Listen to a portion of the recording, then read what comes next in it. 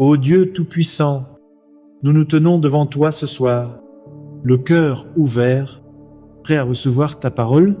Nous te prions de parler à chacun de nous, de raviver notre foi et de nous rappeler que tu es notre refuge éternel. Que ton esprit guide nos pensées et nos cœurs. Au nom de Jésus, Amen. Frères et sœurs, nous pensons souvent qu'un refuge n'est qu'un abri temporaire, un endroit où se cacher de la pluie ou du vent, mais le psaume 46 nous interpelle avec une vérité plus profonde. Dieu n'est pas un simple abri passager, il est notre forteresse, notre refuge éternel, celui qui ne vacille jamais, même lorsque le monde autour de nous s'effondre.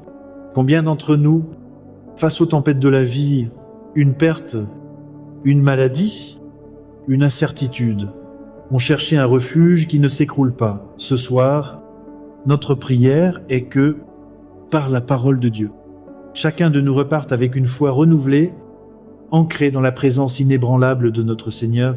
Commençons par la parole. Le psaume 46, verset 1, proclame « Dieu est pour nous un refuge et un appui, un secours qui ne manque jamais dans la détresse. » Laissez ces mots résonner dans votre cœur. Un secours qui ne manque jamais, passe parfois, pas occasionnellement, mais toujours. Ce verset est le fondement de tout ce que nous allons explorer ensemble. Il nous assure que Dieu n'est pas distant, il n'est pas indifférent. Il est notre refuge, proche et fidèle, toujours prêt à nous accueillir. Permettez-moi de partager une histoire. En 1944, pendant la Seconde Guerre mondiale, une jeune femme française, Simone Weil, alors adolescente, fut déportée à Auschwitz avec sa famille, dans l'horreur des camps, où la peur et la souffrance dominaient. Simone trouva une force intérieure qu'elle attribua plus tard à une foi profonde, non pas toujours en mots, mais dans une conviction intime que quelque chose de plus grand la soutenait. Elle racconta comment, dans les moments les plus sombres, elle se raccrochait à l'espoir, comme à un refuge invisible. Frères et sœurs, avez-vous déjà ressenti cette présence, se réfugier, même au milieu du chaos? Le psaume 46 nous rappelle que ce refuge a un nom, il s'appelle Dieu. Mais qu'est-ce que cela signifie pour nous aujourd'hui? Vivre en sachant que Dieu est notre refuge, c'est changer notre perspective. Nous ne sommes pas seuls face aux épreuves. Quand les factures s'accumulent, quand une relation se brise, quand la santé chancelle, nous pouvons lever les yeux et dire « Mon Dieu est plus grand que cette tempête ». Cela ne veut pas dire que les problèmes disparaissent, mais que nous avons un appui solide pour les traverser. Frères et sœurs, comprenez-vous la puissance de cette vérité? Dieu n'est pas seulement un concept théologique. Il est vivant, il est présent et il nous invite à nous reposer en lui. Prenons un moment pour réfléchir. Quand avons-nous cherché un refuge ailleurs? Dans l'argent, dans les distractions, dans nos propres forces, et trouver cela insuffisant. Le psaume 46 nous appelle à revenir à la source véritable, à Paris, à Marseille ou dans nos villages. Nous affrontons tous des tempêtes. Est-ce une crise au travail, un diagnostic médical inattendu ou une douleur dans votre famille? Mais voici la promesse, Dieu est là. Il est le rocher qui ne s'effrite pas, la forteresse qui ne s'écroule pas, et il nous dit « Viens à moi, et je te donnerai du repos ». Alors, que devons-nous faire? Premièrement, nous devons proclamer cette vérité. Dites-le avec moi, dans votre cœur ou à voix haute. Dieu est mon refuge. Répétez-le jusqu'à ce que cela devienne une ancre pour votre âme. Ensuite, tournons-nous vers lui dans la prière, non pas seulement dans les moments de crise, mais chaque jour, comme les Parisiens qui se rassemblaient dans les églises pendant les troubles de l'histoire. Nous pouvons trouver la paix en cherchant Dieu. Frères et sœurs, voulons-nous vivre cette vérité? Voulons-nous faire de Dieu notre refuge? Non pas en théorie, mais dans chaque instant de notre vie. Cette vérité est universelle, mais elle est aussi personnelle. À Lyon, une femme nommée Marie que j'ai rencontrée il y a quelques années, m'a raconté comment, après avoir perdu son emploi, elle s'est tournée vers la prière et a trouvé une paix qu'elle n'expliquait pas. Elle a dit « Je n'avais plus de salaire, mais j'avais Dieu, et cela suffisait. » Frères et sœurs, n'est-ce pas là, une foi qui inspire Dieu n'a pas promis une vie sans tempête, mais il a promis d'être avec nous, toujours ainsi, en ce début de notre méditation, ancrons-nous dans cette vérité, Dieu est notre refuge éternel. Peu importe ce que nous traversons, il est là, levons les yeux vers lui, déclarons sa fidélité et avançons avec l'assurance que nous ne sommes jamais seuls. Frères et sœurs, sommes-nous prêts à faire confiance à ce refuge? Sommes-nous prêts à dire, comme le psalmiste, que Dieu est notre appui dans la détresse? Que cette vérité guide nos pas ce soir et dans les jours à venir. Frères et sœurs, nous venons de proclamer que Dieu est notre refuge éternel, une forteresse qui ne s'écroule jamais. Mais comment cette vérité prend-elle vie lorsque nous nous sentons faibles, dépochés, incapables de faire un pas de plus? Le psaume 46 nous conduit plus loin, nous révélant une vérité paradoxale, c'est dans notre faiblesse que la force de Dieu se manifeste avec puissance. Ce soir, nous allons explorer comment reconnaître notre fragilité nous ouvre à la force divine, une force qui nous porte au-delà de nos limites humaines. Écoutons la parole de Dieu. Le psaume 46, verset 10, nous dit « Arrêtez et sachez que je suis Dieu ». Ce commandement « Arrêtez » est une invitation à cesser de nous appuyer sur nos propres forces, à reconnaître que sans Dieu, nous sommes limités, mais en lui, nous trouvons une force qui transcende nos faiblesses. Ce verset nous appelle à un abandon confiant, à déposer nos fardeaux pour recevoir sa puissance. Permettez-moi de vous raconter une histoire qui illustre ce principe. Au XIXe siècle, à Bordeaux, un jeune prêtre nommé Jean-Marie Vianney, connu plus tard comme le curé d'Ars, fut envoyé dans un petit village où la foi semblait morte. Physiquement faible, peu éloque et doutant de ses capacités, il se sentait inadéquat pour cette mission. Pourtant, il priait chaque jour « Seigneur, je ne suis rien. Moi estoy. Tu es tout dans sa faiblesse. » Il s'appuyait sur Dieu, passant des heures en prière et jeûnant pour son peuple. Peu à peu, le village d'Ars fut transformé. Des foules venaient de toute la France pour entendre ce prêtre humble, non pas à cause de son talent, mais parce que la force de Dieu brillait à travers sa faiblesse. Frères et sœurs, ne voyez-vous pas?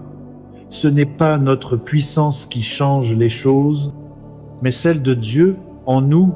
Que signifie cela pour nous aujourd'hui? Reconnaître notre faiblesse n'est pas un échec, mais une porte ouverte à la grâce divine. Combien de fois avons-nous essayé de tout porter seul? Le stress d'un travail exigeant à Lille, les tensions familiales à Nice ou les incertitudes financières à Strasbourg, nous nous épuisons à vouloir être forts, mais Dieu nous dit « Arrêtez, ma force est suffisante ». Frères et sœurs, comprenons-nous cette invitation? C'est en disant « Seigneur, je ne peux pas, mais estoy, tu peux », que nous commençons à marcher dans sa puissance.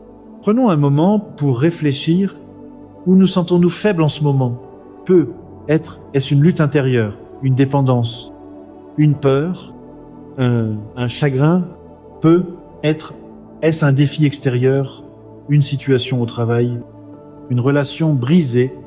Le psaume 46 nous rappelle que notre faiblesse n'est pas une fin, mais son commencement. En France, nous admirons des figures comme Jeanne d'Arc, qui, jeune et sans expérience militaire, s'est appuyée sur la voix de Dieu pour libérer Orléans. Sa force ne venait pas d'elle-même, mais de sa foi. Frères et sœurs, avons-nous cette foi? Sommes-nous prêts à dire à Dieu « Je suis faible, mais je te fais confiance ». Alors, que devons-nous faire concrètement? Premièrement, confessons notre faiblesse à Dieu. Dans la prière, soyons honnêtes. « Seigneur, je suis dépassé, Il y a besoin de ta force, comme le curé d'Ars. Faisons de la prière notre refuge. Deuxièmement, cherchons la force dans la communauté. À Toulouse, une femme nommée Claire, que j'ai rencontrée récemment, m'a partagé comment, après un divorce douloureux, elle a trouvé du réconfort en rejoignant un groupe de prière. Elle m'a dit seule, ja, me fondres. Ensemble, nous nous soutenions dans la foi. Frères et sœurs, ne restons pas isolés. Dieu nous donne les uns aux autres pour refléter sa force. Cette vérité change tout quand nous nous sentons faibles. Nous ne sommes pas disqualifiés. Nous sommes qualifiés pour recevoir la grâce de Dieu. Souvenez-vous de ce que nous avons dit dans la première partie. Dieu est notre refuge éternel. Ce refuge n'est pas réservé aux forts, mais offert aux faibles, à ceux qui s'abandonnent à lui. À Rennes, un homme d'affaires nommé Paul m'a raconté comment, après une faillite, il a trouvé la paix en lisant le psaume 46 chaque matin. Il disait « J'ai perdu mon entreprise, mais j'ai gagné une foi plus forte. » Frères et sœurs, n'est-ce pas là une victoire véritable? Ainsi, en méditant sur cette deuxième partie, déclarons ensemble « Dans ma faiblesse, Dieu est ma force, proclamons-le jusqu'à ce que nos cœurs le croient. Quand les épreuves viennent, et elles viendront, souvenons-nous que notre refuge n'est pas dans nos capacités, mais dans la puissance de Dieu. Frères et sœurs, sommes-nous prêts à arrêter de lutter seuls? Sommes-nous prêts à laisser Dieu être notre force? Que cette vérité nous transforme, non seulement ce soir, mais dans chaque défi que nous affronterons. Frères et sœurs, nous avons proclamé que Dieu est notre refuge éternel et que dans notre faiblesse, sa force se manifeste. Mais comment vivons-nous cette vérité dans le tumulte quotidien lorsque les bruits du monde, inquiétudes, distractions, épreuves, menacent de noyer? Sa voix, le psaume 46, nous appelle à un acte profond de foi, faire silence pour reconnaître que Dieu est Dieu.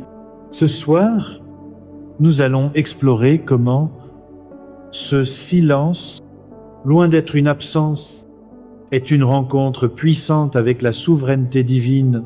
Écoutons la parole de Dieu. Le psaume 46, verset 10, déclare « Arrêtez et sachez que je suis Dieu.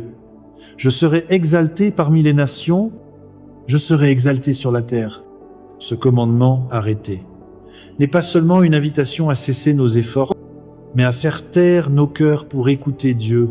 Faire silence, c'est reconnaître sa grandeur, sa souveraineté et sa présence au-dessus de tout chaos. Ce verset nous invite à nous tenir devant Dieu avec révérence, à le laisser parler à nos âmes. Permettez-moi de partager une histoire qui donne vie à cette vérité. Au XXe siècle, à Lisieux, une jeune carmélite nommée Thérèse de l'Enfant Jésus vivait une vie de simplicité et de silence dans son couvent. Malgré sa santé fragile et les défis de la vie monastique, elle trouvait une joie profonde dans ce qu'elle appelait sa petite voix, s'abandonner à Dieu comme un enfant. Dans ces moments de silence, priant seule dans sa cellule, elle entendait la voix de Dieu lui murmurer qu'il était tout ce dont elle avait besoin. Son journal, Histoire d'une âme, a inspiré des millions de personnes, non par des actes spectaculaires, mais par la puissance de son silence confiant en Dieu. Frères et sœurs, ne voyez-vous pas? Le silence n'est pas vide, il est rempli de la présence de Dieu. Que signifie cela pour nous aujourd'hui? Dans notre monde bruyant, les notifications incessantes à Paris, le rythme effréné des transports à Lyon, les préoccupations familiales à Marseille, faire silence semble presque impossible. Pourtant, le psaume 46 nous rappelle que c'est dans le silence que nous rencontrons Dieu. Frères et sœurs, quand avons-nous pris le temps de nous arrêter, de fermer nos écrans et d'écouter Dieu ne crie pas pour attirer notre attention? Il parle dans un murmure, comme il l'a fait avec Élie dans la caverne. Comprenez-vous la puissance de cet acte faire silence? C'est dire, Seigneur, toi seul es Dieu, et je te donne toute ma confiance. Réfléchissons un instant. Qu'est-ce qui remplit nos vies de bruit? Peut-être est-ce l'anxiété face à l'avenir, les regrets du passé ou les pressions sociales? À Nantes, une mère célibataire nommée Sophie m'a raconté comment elle se sentait submergée par ses responsabilités. Un jour, épuisée, elle a décidé de consacrer 10 minutes chaque matin à la prière silencieuse. Lisant le psaume 46, elle m'a dit « Ces moments de silence m'ont donné plus de paix que tout ce que j'ai essayé avant. » Frères et sœurs, n'est-ce pas une leçon pour nous tous? Le silence nous reconnecte à la souveraineté de Dieu. Alors, que devons-nous faire concrètement? Premièrement, créons des espaces de silence dans nos journées, que ce soit 5 minutes le matin à Strasbourg ou une promenade tranquille dans un parc à Bordeaux. Prenons le temps d'écouter Dieu. Deuxièmement, méditons sa parole. Lisez un verset comme celui du psaume 46 et laissez-le résonner dans votre cœur. À Lille, un jeune étudiant, Thomas, m'a partagé comment il a commencé à écrire un verset biblique chaque jour dans un carnet, puis à prier en silence. Il a dit « Cela m'a appris à entendre Dieu, même dans ma chambre d'étudiant. Frères et sœurs, sommes-nous prêts à essayer ?» Rappelez-vous ce que nous avons vu dans la deuxième partie. C'est dans notre faiblesse que la force de Dieu se manifeste. Le silence est une extension de cette vérité. En nous arrêtant, nous reconnaissons que nous ne contrôlons pas tout, mais que Dieu, oui, le fait. Ce silence n'est pas passif. Il est actif, rempli de foi. Comme Thérèse de Lisieux, nous pouvons dire « Seigneur, je me tais pour que tu parles. » Frères et sœurs, voulons-nous entendre sa voix?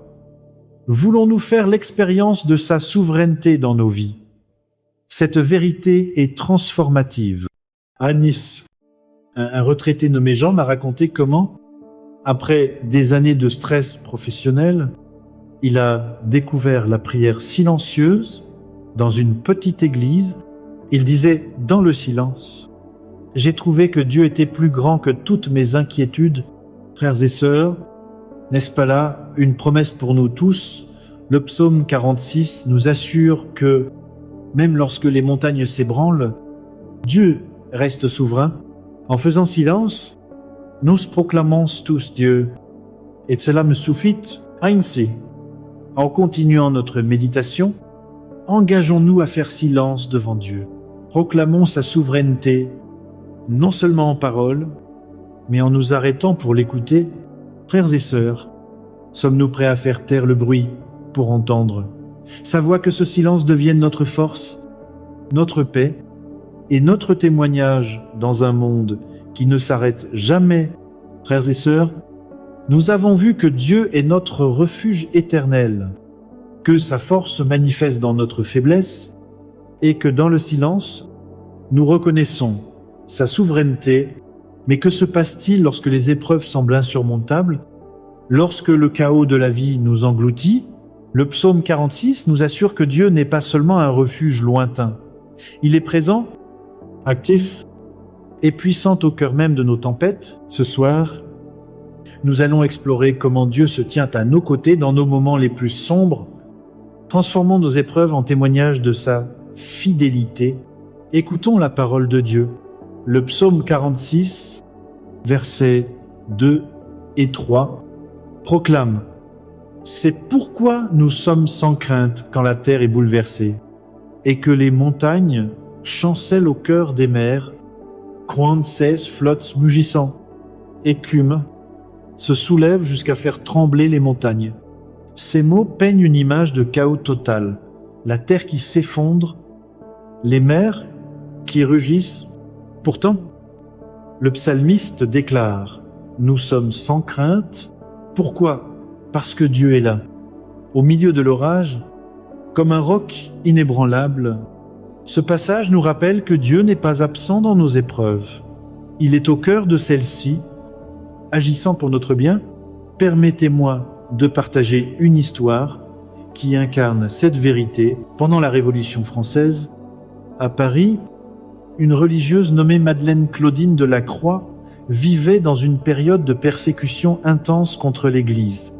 les couvents étaient fermés et beaucoup de ses compagnes furent emprisonnées ou exécutées.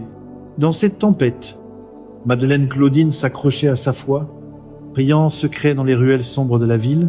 Elle écrivit dans une lettre: « Quand tout semble perdu, Dieu est plus proche que jamais. » Sa confiance en la présence de Dieu la soutint, et elle continua à servir les pauvres, devenant un phare d'espoir pour d'autres.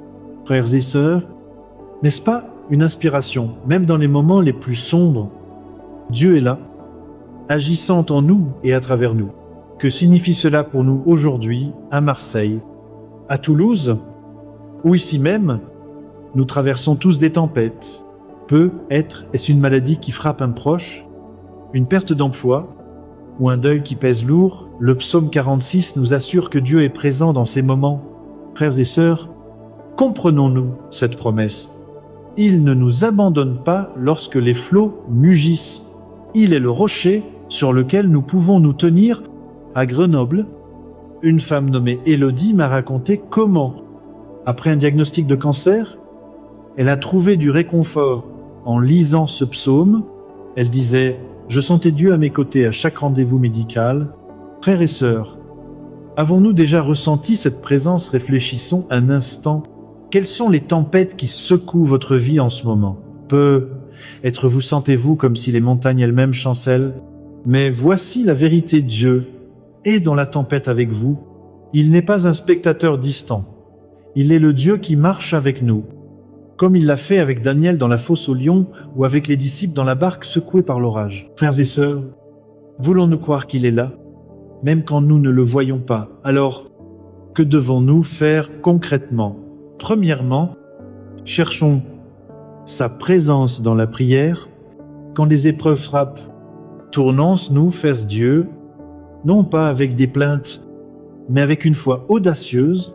À Strasbourg, un homme nommé Michel m'a partagé comment, après avoir perdu son fils, il a commencé à prier le psaume 46 chaque soir. Il disait: « Ces mots m'ont rappelé que Dieu était avec moi, même dans ma douleur. » Deuxièmement, témoignons de sa fidélité. Partagez avec quelqu'un comment Dieu vous a soutenu dans une épreuve, comme Madeleine Claudine. Devenons des phares d'espoir pour d'autres. Frères et sœurs, sommes-nous prêts à proclamer que Dieu est présent, même dans nos nuits les plus sombres? Rappelez-vous ce que nous avons dit dans la 3e partie. Le silence nous permet d'entendre la voix de Dieu. Ce silence nous prépare à reconnaître sa présence dans les épreuves. Quand tout semble s'effondrer, nous pouvons dire: « Seigneur, je ne comprends pas, mais je sais que tu es là. » Cette foi change tout. À Nice, une enseignante nommée Claire m'a raconté comment, pendant une période de dépression, elle a trouvé la force en s'appuyant sur cette promesse. Elle disait: « Savoir que Dieu était avec moi m'a donné le courage de continuer. » Frères et sœurs, n'est-ce pas une vérité qui libère ainsi? En poursuivant notre méditation, proclamons avec assurance: Dieu est avec nous dans la tempête, quand les flots rugissent, quand les montagnes tremblent, il est notre rocher. Engageons-nous à chercher sa présence, à témoigner de sa fidélité et à marcher sans crainte, car il est là. Frères et sœurs, sommes-nous prêts à faire confiance à celui qui est au cœur de nos épreuves, que cette vérité nous fortifie et nous guide? Frères et sœurs, nous avons cheminé ensemble à travers le psaume 46, proclamant que Dieu est notre refuge éternel, que sa force se manifeste dans notre faiblesse, que son silence révèle sa souveraineté et qu'il est présent au cœur de nos épreuves. Maintenant, nous arrivons au sommet de cette vérité. Vivre avec assurance, ancré dans la confiance en Dieu, nous permet de marcher avec courage et espérance, peu importe ce que l'avenir nous réserve. Ce soir, nous allons explorer comment cette confiance nous équipe pour avancer, non pas en chancelant, mais en proclamant la victoire de Dieu dans nos vies. Écoutons une dernière fois la parole. Le psaume 46, verset 11, déclare: l'Éternel des armées est avec nous. Le Dieu de Jacob est pour nous une haute retraite. Ce verset est une affirmation puissante, l'Éternel. Le Dieu Tout-Puissant est avec nous, il est notre retraite, notre forteresse, non seulement dans les tempêtes passées, mais pour chaque pas que nous ferons désormais. Cette promesse nous donne l'assurance de vivre avec une foi audacieuse, sachant que Dieu nous précède. Permettez-moi de partager une histoire qui illustre cette vérité. À la fin du XIXe siècle, à Lyon, une femme nommée Pauline Jaricot fonda l'œuvre de la propagation de la foi, un mouvement pour soutenir les missions catholiques dans le monde entier, malgré une santé fragile, des dettes écrasantes et l'opposition de certains. Pauline avançait avec une confiance inébranlable en Dieu. Elle disait « Si Dieu est avec moi, qui sera contre moi ?» Sa foi l'a poussée à agir avec courage et son œuvre a transformé des vies bien au-delà des frontières de la France. Frères et sœurs, ne voyez-vous pas, la confiance en Dieu nous donne des ailes pour accomplir l'impossible. Que signifie cela pour nous aujourd'hui à Paris, à Bordeaux, ou ici même? Nous sommes appelés à marcher avec assurance, non pas parce que nous avons toutes les réponses, mais parce que nous avons Dieu. Frères et sœurs, comprenons-nous cette liberté, que ce soit dans une décision difficile au travail, un défi dans votre famille, ou une vocation que Dieu place sur votre cœur. Le psaume 46 nous assure que nous pouvons avancer sans crainte. À Rennes, un jeune homme nommé Lucas m'a raconté comment, après des années d'incertitude professionnelle, il a décidé de lancer une petite entreprise. Priant chaque jour ce psaume, il disait « J'avais peur, mais je savais que Dieu était avec moi. » Frères et sœurs, avons-nous cette assurance? Réfléchissons un instant. Qu'est-ce qui nous retient d'avancer avec courage? La peur du rejet, l'incertitude de l'avenir. Le psaume 46 nous rappelle que l'Éternel des armées est notre haute retraite. Comme Pauline Jaricot, nous pouvons dire « Seigneur, je vais de l'avant, car tu es avec moi. » À Strasbourg, une retraitée nommée Anne m'a partagé comment, après la perte de son mari, elle a rejoint un groupe de bénévoles pour aider les sans-abri. Elle disait « J'ai trouvé un nouveau sens à ma vie en faisant confiance à Dieu. » Frères et sœurs, voulons-nous marcher ainsi? Alors, que devons-nous faire concrètement? Premièrement, renouvelons notre confiance en Dieu chaque jour. Lisez le psaume 46, proclamez ses promesses. Et priez, Seigneur, guide mes pas. Deuxièmement, agissons avec courage. Identifiez un domaine où vous hésitez, une conversation difficile, un projet reporté, et faites un pas de foi. À Nice, un étudiant nommé Julien m'a raconté comment il a partagé sa foi avec un ami athée. Malgré sa timidité, il disait « J'ai prié et Dieu m'a donné les mots. » Frères et sœurs, sommes-nous prêts à agir? Rappelez-vous ce que nous avons vu dans la 4e partie, Dieu est présent dans nos épreuves. Cette présence nous donne maintenant le courage de marcher avec assurance. Comme nous l'avons dit dans la 2e partie, sa force se manifeste dans notre faiblesse. Chaque vérité du psaume 46 s'entrelace pour nous équiper à vivre victorieusement. Frères et sœurs, voulons-nous saisir cette promesse? Voulons-nous proclamer que l'Éternel est avec nous, aujourd'hui et toujours, frères et sœurs? Ralentissons un instant. Nous avons entendu la parole de Dieu, et maintenant, il nous invite à répondre. Les clés de ce soir sont claires. Dieu est notre refuge, notre force, notre présence et notre assurance, mais ces vérités ne sont pas seulement des idées. Elles exigent une décision. Ce soir, je vous invite à faire un pas vers Dieu. Peut-être n'avez-vous jamais accepté Jésus comme votre sauveur. Peut-être avez-vous besoin de renouveler votre engagement envers lui. Où que vous soyez, Dieu vous appelle. Si vous voulez recevoir Jésus ou redédier votre vie, priez avec moi. Seigneur Jésus, je viens à toi, pardonne mes péchés, je crois que tu es mort et ressuscité pour moi. Remplis-moi de ton esprit et guide mes pas. Amen. Frères et sœurs, si vous avez prié, sachez que les cieux se réjouissent pour vous. Maintenant, recevez cette bénédiction.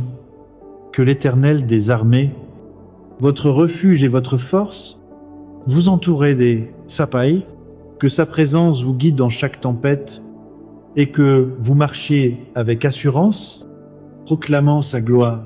Allez dans son amour et sa puissance. Au nom du Père, du Fils et du Saint-Esprit. Amen.